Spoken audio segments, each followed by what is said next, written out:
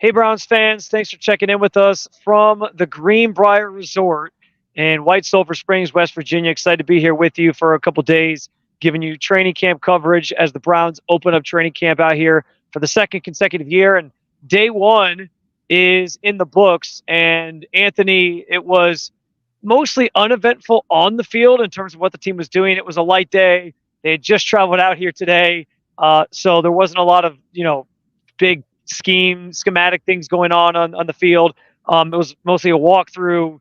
Walkthrough is not the right wording, but it was a lot of individual stuff, just position groups doing some work within each group. And the offense at the end sort of got to do some stuff where Deshaun was throwing around the ball a little bit, but it was very light. It wasn't putting any zip on it. It was just kind of a slower paced practice, but it was eventful in that we got a lot of good information from Kevin Stefanski about some big stuff. We obviously talked to Amari Cooper as well, who did arrive at camp after he got his contract reworked. And the biggest news of the day, Anthony, of course, is that Kevin Stefanski revealed he will be calling the plays next season after spending the last 6 months kind of toiling over the decision whether it was going to be him or new offensive coordinator Ken Dorsey. Yeah, it was funny. He even made a comment during his press conference. I think Tony Grossi asked him, like, why'd you decide to tell us today? And he was like, because I'm sick of getting the question. It was funny because we've been now listening to Coach Stefanski talk after every practice, after every game. And I'm sure if you're listening to us here, you've been doing the same. He's very much so, don't say anything. The microphones are on. I called him the king of cliches in my article today. But today he just opened up a little bit. He talked about the injuries. He talked about the importance of having Amari Cooper and why that contract was so big. And then, like you said, the biggest news of the day was him keeping the play calling, something that actually surprised me. We've talked about it a lot. We've written about it a ton. And my prediction on the whole thing was that, hey, you bring in a guy like Ken Dorsey, who's done it before, who's done it successfully, and it is calling plays. And you bring a guy like that in to do that. So a little bit shocked to hear it, but I don't think it's a bad thing at all. I think it's actually really good. Kevin Stefanski's proven to be a very, very good play caller. It's going to be a little bit different with a different passing game, but definitely a big news from him today that he's going to keep the reins on calling plays. Yeah, and listen, Kevin Stefanski was brought in here for his offensive mind, for being the play caller that he is. You spend all offseason really blending schemes between him and Ken Dorsey. And so I'm sure there's some different things, some different terminology, like maybe some different terminology, different things they want to accomplish or do. And he's trusting and leaning on Ken Dorsey to sort of bring some new wrinkles to the offense, specifically for Deshaun Watson to thrive in it. But at the end of the day, I think he just has confidence in himself to do this. It's interesting because you see the dynamics. Like, some coaches give up play calling because it just gets to be too cumbersome, too much on a weekly basis and on a game day basis to do all that and prep for a game on top of, then all the other head coaching responsibilities that you have. Yeah. But I thought it was interesting that Kevin Stefanski really leaned on this idea of, hey, it's a collaborative thing. I know you guys think it all comes down to me, but it is, Ken and I putting our heads together, other members of the offensive staff putting their heads together and coming up with the best game plan each week. So it's not just me. I'm just the one out there who, I guess, pushes the button and says, let's go. But yeah, I think that's an important note here, is that he tried to make it clear, it's not just him. And I think it's notable that, I know people think that, all coaches have an ego, right? But I think people sometimes just think he's afraid to give it up because it's, he has an ego to him or whatever. I don't even know if it's that. It sounds like he really did think this through throughout the offseason. And he continues to lean on that excuse of, well, hey, I try to do what's best for the team, and I'm confident in myself. I just think he's confident in himself enough to do it and not let it become too cumbersome throughout the week where he's coming up with a game plan on top of everything else that he does. That's just how I feel about it. Maybe I'm wrong, and maybe this backfires and it doesn't work out. But over the past 4 years, his offenses have generally been fine or good. Like in 2020, it was obviously a good offense. And then it dwindled a little bit in the middle there, but you have some different reasons for that with the Deshaun suspension and whatnot. But last year, even without Deshaun, their offense wasn't, top 10 in the league or anything, but they found ways to win. And so I think you're sticking with what you do and you're confident in yourself. and that's okay. I kind of thought this would be the outcome because this is what he was brought in here to do. And if the decision really is his and it wasn't being made for him, I think it makes a lot of sense, even though Dorsey is the new guy and the new kid on the block that they're going to be depending on for certain things. It's not like this is still Ken Dorsey's offense wholly. You're getting a lot of Ken Dorsey wrinkles thrown in. And I think that's the important thing for fans to know is like, it's going to be a blended offense. It's just Kevin Stefanski still calling the plays. Yeah, my favorite thing that we've heard throughout the week here was Deshaun Watson saying, hey, there's going to be that pro-style element that Kevin brings to the table, as well as the college-style element that Dorsey brings to the table, where you're going to get that vertical pass game. You're going to get the quarterback run game. Yes, it needs to be in spots. It can't be like he had with Josh Allen, because I think this season hinges on Deshaun Watson's health. So he's not going to be out there running it all the time, but you're going to get that element that Dorsey brings to the table of, hey, let that thing go. But also too, Kevin Stefanski being able to pull it back and get into that power run game, get into that gap scheme stuff, which we're so used to seeing in Cleveland. So, all they got to do is marry it right. And I think no matter who's calling plays, it's got a chance to be really successful. Yeah, I'll leave this topic on one last comment, which, you bring up what he did in Buffalo. I think that's why this is almost like the best of both worlds, because Ken Dorsey, it's not that Ken Dorsey's offense as a whole is bad, but it got a little bit stale in Buffalo and it wasn't resulting in winning. And so I think for both of them, like it's mutually beneficial. It's Stefanski gets to add some new elements to what he likes to do with more of this, downfield passing style that maybe we haven't seen as much of. He gets more motion involved in his offense, which isn't something that was really a staple of Kevin Stefanski's offenses. And then on the flip side, maybe now Dorsey kind of understands or learns how to blend in that pro style and hand the ball off every now and then and do some different things that way and use tight ends, because Kevin Stefanski is great about using the tight end. So yeah, I think there's again, I think it's mutually beneficial here. And while it is Kevin calling the plays, which is the big headline of the day, he made it clear it's kind of a joint effort here, which I think is important for people to know. The other thing Kevin Stefanski shared was some unfortunate news on the injury front. Now, we were all sort of surprised by the fact that Greg Newsome popped up on the non-football injury list when they revealed that yesterday. Also, Dalvin Tomlinson popping up on the physically unable to perform list when they revealed that yesterday. We got the full story on those injuries. Greg Newsome, the hamstring, apparently hurt it when he was working out on his own over the last few weeks. Had surgery, which obviously is a little bit alarming, and the soft tissue stuff always is. But Kevin Stefanski made it sound like there's a chance he's back week one. He didn't want to put like a finite date on it, but he did say like they're hopeful of that. And on similarly, I think they're hopeful Dalvin Tomlinson can get back. He's having a knee scope tomorrow. Neither of them are here at the Greenbrier. They're going to get those. They're dealing with those specific procedures that they're having. But obviously, the positive side of that is that hopefully they're ready week one. The negative is they're not going to be here to start camp. And what does that mean for just the preparations of the team?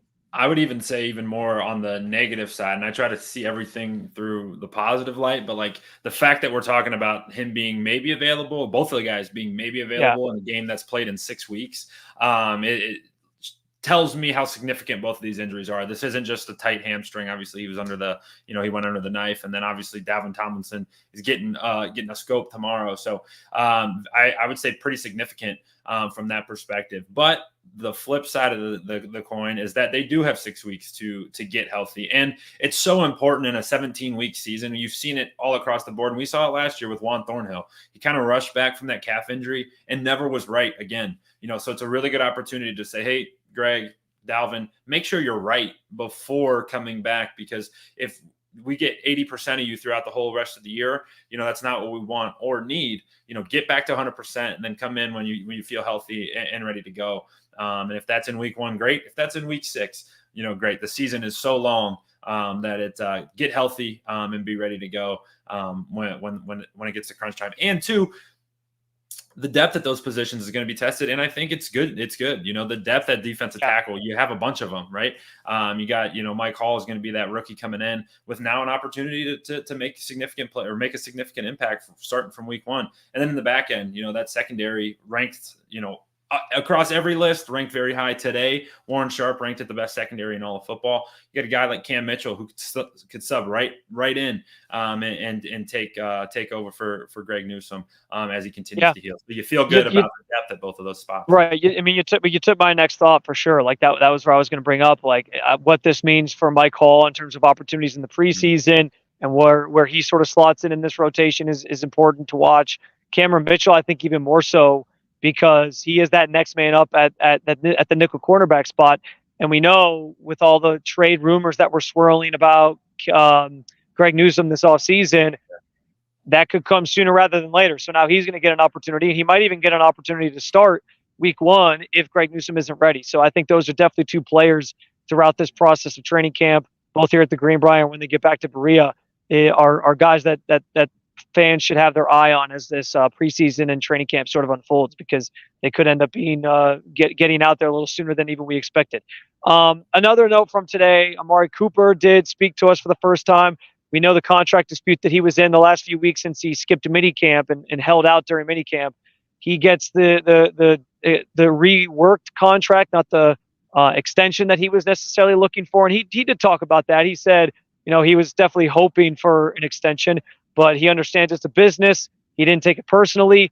And he was mostly just glad that he got sort of the guarantee, all his money guaranteed to him this year in that deal that was initially the deal he had signed with the Cowboys. And these are kind of the later years of it. So the other big part of that, though, and he was asked point blank, like, do you want to finish your career here? And he said, yeah, he does. And he doesn't necessarily love change. Like he accepts it if it happens, but that in an ideal world, he'd love to finish his career as a Cleveland Brown. It's interesting, Anthony, because my read on the situation is like, if they truly felt like they were going to keep Amari Cooper here, I think they would have gotten a deal done that had multiple years added onto it now, because they've been so savvy in the way that they do these contracts in terms of kicking money down the road or whatever, and they generally are paying their guys anyway. I just kind of figured, well, they'll get it done and they'll add a couple years on it and it'll be fine. It'll be water under the bridge. But for us to not get to that point maybe gives me a different read on the situation, where it just feels like the Browns weren't comfortable paying a wide receiver going into his age 30 season. And I don't know that changes next year. So it's interesting that, Cooper says he wants to finish his career here, but I don't know if that's necessarily the priority for the Browns as well. Yeah, it's going to be a tough spot next summer. This time next year, we don't know what it'll be, but it'll be really hard because he'll be then 31, right? Getting up into that later part of his career. The other problem is that, like, if we get an Amari Cooper that you want to re-sign, a guy who goes for 1,000 yards and has 6+ touchdowns and catches everything, he's not going to be cheap, right? If you get an Amari Cooper that you can afford, is that an Amari Cooper you want somewhere in the 600 to 800 yard range? A guy who's going to, give you 5 or 6 touchdowns, who's kind of going towards that twilight of his career. It's going to be a really interesting dynamic. But, with what he said, I personally, as a fan, agree with him. I was hoping for an extension of some kind, and so that he could guarantee that he finished his career here. But you never know. Andrew Berry's been very good in these situations. And sometimes if it does come down to, hey, it's time to go your separate ways, you got to trust in that and bring in, especially at that wide receiver position. It's all about youth sometimes. So if this is the final year of Amari Cooper, your fingers are crossed that you're going to get his best version. And there's no reason to think you wouldn't. He's been incredible since he's been a Cleveland Brown. It's been the best tenure of his career when you go back to Oakland and Dallas. What he averages per game, the production he's had has been the best in his career. So it's been awesome to have him, and we get one more guaranteed year with him. And that was made official yesterday. Yeah, and I don't want to go too far down the draft conversation thing here, because it's the first day of training camp. Nobody wants to hear about that. But I do think with the Browns having a first-round pick next year for the first time in 3 years, really to be 4 years, that wide receiver situation is something to watch, because if they don't get an extension done with Cooper, that could be the move, right? Is draft a guy next year, bring him in, and have him be your number one wide receiver as this kind of fresh blood, this young guy who's on a rookie contract. So it's just something to put in the memory bank. I'm not saying think about it right now. We got a whole season to play, but just think about that. And the good news is, guys, whatever they did to get him here, the reworked contract, $20 million guaranteed plus the 5 in incentives, he's here. And we know this season's super important for this Browns team, especially super important for Deshaun Watson. And now he'll have a chance to throw to his number one wide receiver, his top target in Amari Cooper. And that's what Browns fans want the most. Some other interesting nuggets just from what we heard today. Kevin Stefanski did mention that Deshaun Watson it's not going to be the every other day thing that he was doing in the spring. He's going to throw a little bit more, but that they are going to sort of be careful and cautious with him and just make sure he's not overdoing it. So kind of an update there just in terms of his ability to get out here and continue his ramp up to the season, and something that he's promised, which is that he's going to be ready for week 1 of the season. Yeah, no, it was so good. And like, even just seeing the clips of today, yes, it was like a walkthrough adjacent, if you will, just a little bit more sped up than a walkthrough, but like his action looks good. His motion looks good. It's coming out of his hands pretty smooth. And that's the thing, it's just like this season, we're going to talk about it for the next couple of weeks. We're going to get into some camp battles and all sorts of things, but really what it comes down to is what number 4 does, starting on September 8th, and hopefully going through February, right? He's kind of got the keys to make the season go. Yeah. And, if all signs right now are positive, right? It's been a long ramp up, but in my opinion, if that's the best way to do it, just continue on that till you feel 100% and ready to go. But, definitely encouraging to hear that he's not going to be on a pitch count, if you will. He's going to be going every day and continuing to build that chemistry with the entire offensive group. Just to clarify, I don't know if he's going to go every day per se, but it's not going to be like the every other day thing, and we'll just kind of have to see how it plays out during camp. He didn't say anything specific to that, but it sounds like he'll be more involved than he obviously was. I just don't want to put words in Kevin's mouth, if that makes sense. But yeah. And I will say this, to your point on like it being a walkthrough adjacent, one thing that was very noticeable, and you'll see it throughout training camp and the preseason, we talk a lot about Dorsey adding a lot of motion to this offense. That was evident. Like, there was a lot of guys moving around pre-snap. At one point, there was 2 tight ends out there. I remember one of them was Giovanni Ricci. Yeah. And so he was kind of moving back and forth, and there were some different, wide receivers coming in motion. There was a lot of that stuff going on. So you're already seeing that early on in camp here, the touches of Ken Dorsey's offense on this team and in this offense, which I think is encouraging. The other thing I'll add, just maybe a last thought here from me at least, and you can have some final thoughts as well. Jerome Ford did miss practice today, which was also something that caught our attention. We were told that was for a personal reason. He's not here right now, but he is expected to join the team at some point this week. So not anything alarming there, but to see him not out on the field was like kind of where's Jerome Ford? So just so fans are aware, that was another little nugget. Yeah, and also in attendance, Nick Chubb with a smile on his face, according to a post you see on X. He's obviously there doing work off on the side, but he was here. Yes. Yeah. So no, it's the biggest thing is that footballs are flying through the air, and we're so close to the start of the season, right? We're going to turn the calendar to August come middle of next week. This team's going to get 8 good days over at the Greenbrier, and hopefully that it has the magic that it had last year. It was amazing, what we experienced, the roller coaster that the 2023 season was. And every single time there was a crazy comeback or a wild finish, or Joe Flacco comes in, or this team is just continuing to defy the odds, they all of them referenced the week they spent at the Greenbrier. So hopefully for the 2024 season, it's got a little bit of that magic, because just by looking at where you're at right now, it looks like the most beautiful place on earth with a football field on it. So it's fired up. It's fired up. Yeah, no, you can't beat. There's not better scenery than this. Right? Well, there is, but in terms of like a football backdrop for practice, like, it's hard to beat this. So no, it's beautiful. It's a great first day of camp, and obviously we'll have plenty more coming for you on day 2, which is a morning practice tomorrow for the Browns. So keep an eye out for updates and stuff coming here from the Greenbrier tomorrow. As always, you can follow along with all things Cleveland Browns. We got you covered. Whole bunch of stories coming out today. I know there's one coming on Amari Cooper and what he had to say about his future with the Browns. I know, Anthony, you're working on one about what Kevin Stefanski just said about Amari Cooper and his presence on this team. There's a couple Kevin Stefanski stories up there, one with him talking about the play calling decision. So you can find all that on the website, Cleveland Browns on SI. And of course, we implore you to continue following along with content like this at the Cleveland Browns on SI YouTube channel as well. Thanks again for watching you can and keep it in tune with all things Cleveland Browns. Training camp off and running from the Greenbrier out here in West Virginia. We'll be back tomorrow with plenty more coverage of your Cleveland Browns.